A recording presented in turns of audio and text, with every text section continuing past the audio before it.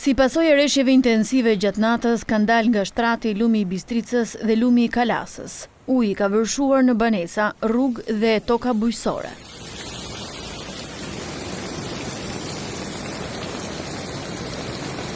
Përpos rreshjeve kanë ndikuar edhe zjarret e verës, pasi janë ndjegur pyjet dhe lumenjt janë bërë më të rrëmbyeshëm. 4 familje janë evakuar në Delvin dhe 2 në Finiq, pasi uji në banesa shkoi në 50 cm. Në pamje po shihni momentin e evakuimit të një të moshuari në Mesopotam.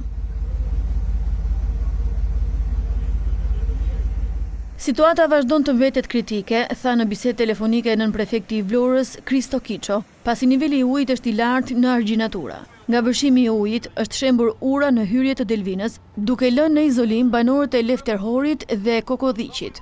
Është shembur ura e Vanës, duke lënë në izolim banorët e Vanës. Aksi nacional Kran-Muzin është aktualisht i bllokuar nga përmbytja që ka shkaktuar Bistrica.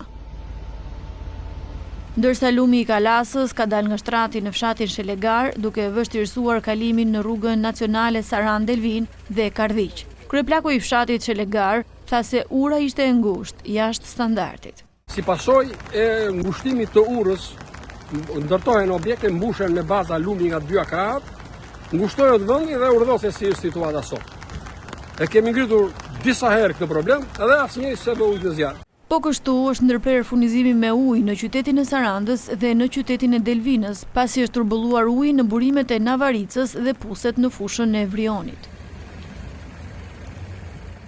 Strukturat e emergjencave civile janë pozicionuar pranë urës së Mifolit për të ndërhyrë menjëherë në rast të daljes nga shtrati i lumit Vjos, i cili aktualisht ka prurje të shumta.